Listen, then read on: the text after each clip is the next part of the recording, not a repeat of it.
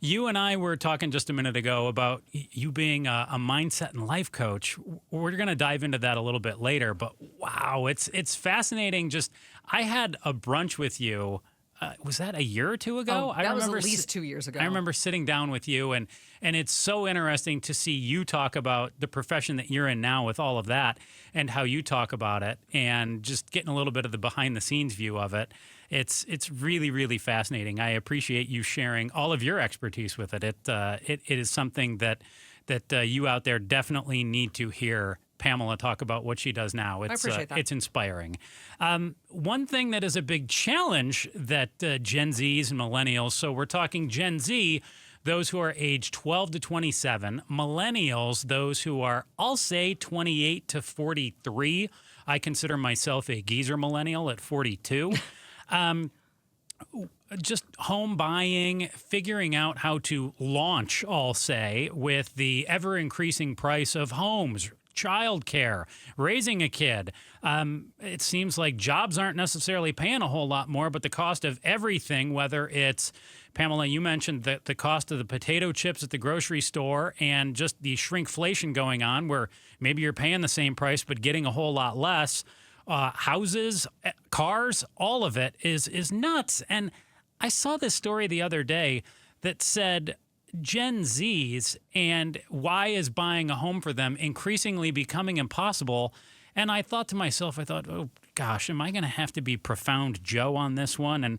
And the more I pondered it, I looked up. I was like, okay, Google, how old is Gen Z? 12 to 27. Yeah, my daughter's a Gen Z. Yeah. You're telling me your daughter's not buying a house? Pamela? Last time I checked, no.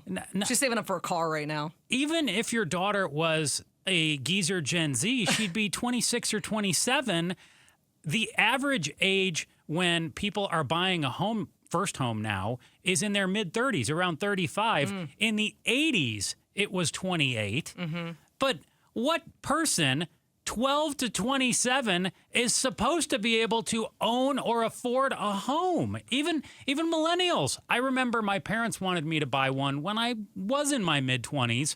And back then, renting was so much cheaper than buying a house. And I just remember telling them, like, Mom and Dad, I don't think I can afford it. And I don't want to be, what's the term? Like house poor? Yeah, house poor. I didn't want that. So I kept stocking away money. So if I was a Gen Z now, I would be saying, I'm not going to buy a home. That would be crazy. Like, do you see how expensive? They're all $500,000 or more now. Do you know how many people bought homes? Hi, I'm kind of like looking at myself and raising my hand on the radio. You can't see that. But who bought homes? They can at KTAR.FM. Hi. How things have changed. But they see us all the time now. We bought our home during like the housing bubble burst in 2008. We could still buy our house today, but man, would that look very different. It would look very different. There are a lot of people who, took advantage and, played it right in 2008, 2009. And you look at Zillow, just kind of as a site as to what your house might be worth. I mean, I know that that's not necessarily legitimate all the time, but you kind of get an idea of it and you're like, oh my gosh, like, would we buy that house now? It's so expensive. Or could you even? Yeah. Well, that's the thing. And I live in Gilbert, and there is a new complex, relatively new, out in Gilbert called the Epicenter. It's right by Agritopia. Love that area of Gilbert. But they have new apartments above, it's kind of like a mixed lifestyle. You got restaurants down below and apartments up above. When they were building it, and some my data might be a little bit, skewed here, but when they were building it, a 3-bedroom apartment was going for a little less than $4,000 a month. Ooh, gosh. That's like, depending on how much you put down, that's about like a $650,000 mortgage to rent. Yeah. So yes, their renting is cheaper, but even that's becoming more expensive. And as a parent, I look at like, what is this going to look like when Riley's 25? What's this going to look like in another 10 years? Yeah, I don't know if at some point it is going to turn around. It seems like a Big Mac is just going to cost $20 at some point in time. And then we're going to get to a point where maybe it's going to cost $50 one day, which just seems crazy. I remember you sit down and you talk with your parents and they're like, oh yeah, a gallon of gas used to be a dime or a nickel. And it's like, I can remember the cheapest I want to say it was like 80 cents for gas for a while. Well, you're dating yourself right now. Very little time You're period. dating yourself. No, and now it's, $3.50 easy. And it's like, obviously dollar gas is not coming back, but is it just going to go up, up, up, up, up, up, up? I feel like that when I go to the grocery store every Sunday. I've done the grocery shopping in my house, for decades. And last couple of years, and people realize how much eggs cost when eggs were costing like $4 or $5 a dozen. I'm like, okay, we don't need eggs right now.